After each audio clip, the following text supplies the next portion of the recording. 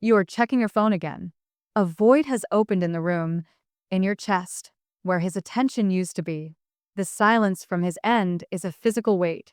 And yet, his last message, a single, indifferent word, sent hours ago, is a relic you analyze like a scripture.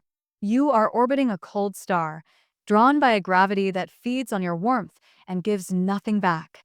This isn't about romance. It hasn't been for a long time. This is about a compulsion. A silent auction where you are both the bidder and the commodity, offering pieces of your dignity, your time, your anxious energy for the scarce resource of his validation. The less he gives, the more you are convinced of its value. Your friends call it toxicity. Your rational mind calls it madness. But in the deep, ancient circuits of your psyche, it registers as something else entirely, a signal of high value, and the modern world has weaponized this instinct. Dating apps turn people into disposable thumbnails. Social media screams with curated perfection, a highlight reel of scarcity. Every interaction becomes a game of perceived value, and you have been conditioned to believe that warmth, that openness, that care is a sign of low status, of desperation. So you chase the opposite. You mistake emotional unavailability for strength. You confuse indifference with power in this video. We will dissect the brutal, timeless machinery behind this attraction. We will move beyond the petty labels and enter the realm of biological imperative, archetypal forces, and the shadow self. This is not a condemnation. It is an autopsy of a modern plague of the soul. Strip away the novels, the films, the sentimental lies. We must go back to the savannah, the ice, the long night where a mistake in partnership meant death for you and your children. This is where the template was forged in fire and survival. For the ancestral woman, the biological imperative was not happiness. It was security and genetic optimization. A partner was a provider of resources and protection.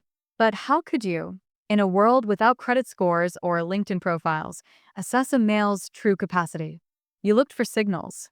And the most costly, most reliable signal is indifference to cost.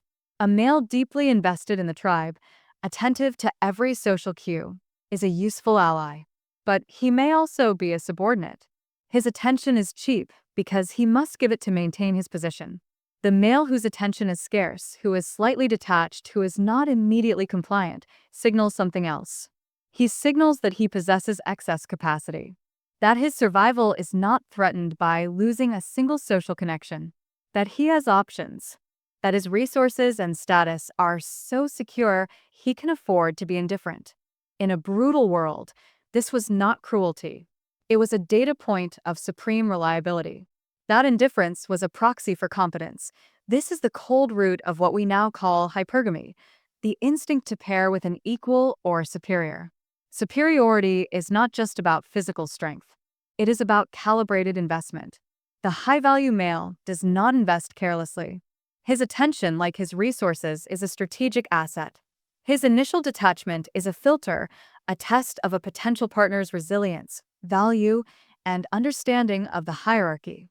To be drawn to this is not a pathology. It is an ancient, hard-coded recognition system for hierarchical standing. Furthermore, we must speak of the archetype. This man who does not care embodies, in the collective unconscious, a figure Carl Jung would recognize. He is the wanderer, the hunter, the uncontained spirit. He represents a trajectory away from the collective, from the domestic, from the assured. He is potential energy and the feminine psyche, which is fundamentally oriented toward relatedness and integration, perceives in him a profound task, to be the one who captures the uncapturable, to turn the wanderer into a king. This is a powerful mythic lore. It is the psychological equivalent of seeking a high-risk, high-reward venture. Do not deceive yourself that this is a modern invention. The template is older than civilization. You are not broken. You are listening to a deep, ancestral whisper that says, that one, the one who is not easily swayed. His alliance is hard-won and therefore precious. His genes are likely sound. His resources are likely secure. Prove your worth, and you secure a future. The tragedy is not the instinct. The tragedy is that this ancient hardware is now running in a world of digital ghosts and curated personas, where the signal is fake, but the ache in your soul is profoundly, catastrophically real. So we arrive at the central paradox of the modern condition. The very instinct that once served survival now conspires against fulfillment. The signal has been hacked. In our ancestral environment, indifference was a costly signal. It required genuine autonomy, competence, and a position of security to maintain. Today, indifference is a cheap mask. Any man, any boy, with a smartphone and a shred of cynical intuition can mimic the posture. He can withhold texts, deploy ambiguous language, and cultivate an aura of emotional scarcity. This is not strength. This is performance. A low-effort strategy parasitizing a high-stakes detection system. The modern cool is often not the aloofness of the truly capable, but the calculated emptiness of the predator who has learned to bait a trap with a silhouette of strength. Now layer onto this the digital realm. Social media and dating apps are not connection engines. They are anxiety engines built on the variable reinforcement schedule of a slot machine. Each notification, each match, each vague post from the object of your fixation is a potential when that floods the system with dopamine. But here, the machine is fueled by absence. The man who acts like he doesn't care masters this economy. He creates a landscape of uncertainty, a phantom limb of a relationship that you must constantly check for sensation. You are not building a bond, you are being conditioned. Like a rat pressing a lever for a pellet that may or may not arrive, you are being trained into addiction. Your biological radar for high-value alliance is being pinged by a ghost signal, leaving you in a state of perpetual, low-grade withdrawal. This is the dark psychology of our age, the industrial-scale weaponization of innate drives. Corporate marketing uses it to sell you lack.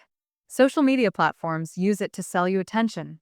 And a certain breed of modern man, consciously or not, uses it to procure validation, sex, and power without the burden of responsibility or commitment.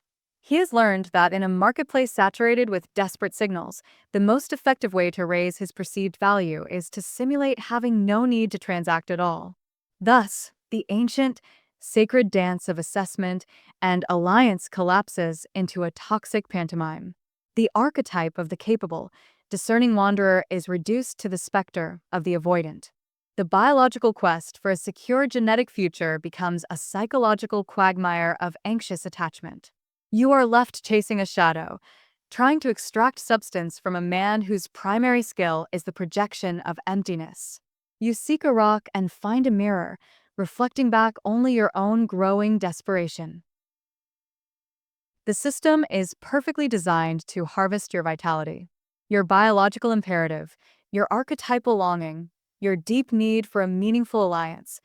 All are funneled into a loop that benefits the platforms that host the chase and the individuals skilled at the game. The very depth of your instinct is what makes you exploitable. This is the cruel joke of the modern landscape.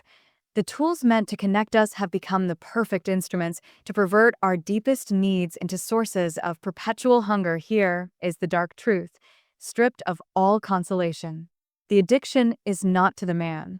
It is to the potential he represents, the potential for validation from a source that seems, according to your deepest programming, to be a credible judge of your ultimate worth. You are addicted to solving the riddle, to winning the prize that has been framed by 1,000,000 years of natural selection as the ultimate prize. But in a world of counterfeit signals, you are trying to drink from a mirage. The thirst is real. The water is not. So, what is to be done? You cannot excise an instinct. You cannot therapize away the shadow of the archetype. But you can, through a disciplined and stoic act of will, redirect its object. First, you must see the machinery. When you feel that pull towards the cold star, you must not judge yourself as weak. You must, with cold detachment, recognize the ancient subroutine booting up. High status signal detected. Initiate pursuit protocol. And then you must ask the modern question, is this signal authentic, or is it a facsimile? Is this indifference born of abundance, or of emptiness? The man of true capability is not defined by what he withholds, but by what he builds. Look at his life, his discipline, his tangible works in the world. A man building an empire has no time for petty games. A man building only an image has nothing but time for them. Second, you must turn the ruthless scrutiny inward. Your hypergamous instinct seeks hierarchical ascent. Then ascend. Channel the frantic energy you pour into decoding his silence into the construction of your own sovereignty. Your career, your intellect, your physical resilience, your artistic expression, your financial independence. These are the territories of a true queen. A woman who is genuinely ascending is less likely to confuse a wandering specter for a king. She becomes a calibrated judge of value because she herself embodies it. She does not seek a man to complete her. She seeks one who is worthy of her kingdom. This transforms the dynamic from one of desperate pursuit to one of discerning alliance. Finally, embrace the Stoic dictum. Distinguish between what is yours and what is not. His attention, his affection, his commitment. These are not yours to command. They are externals, subject to the chaos of another's will and character. Your self-respect, your mission, your peace of mind. These are your internals. The suffering is born from mortgaging what is yours, your peace, in a desperate bid to control what is not, his care. Withdraw the investment. Let his indifference be exactly that, his. It is data about him, not a verdict on you. The antidote to an addiction to counterfeit scarcity is the cultivation of authentic abundance within yourself. Become the source of the value you seek. When you do this, the cold stars lose their gravitational pull. You are no longer a planet begging for light from a distant sun. You have ignited your own core, and you will find that you are no longer drawn to men who act like they don't care. You will be drawn to those who have the capacity to care for things far greater than themselves.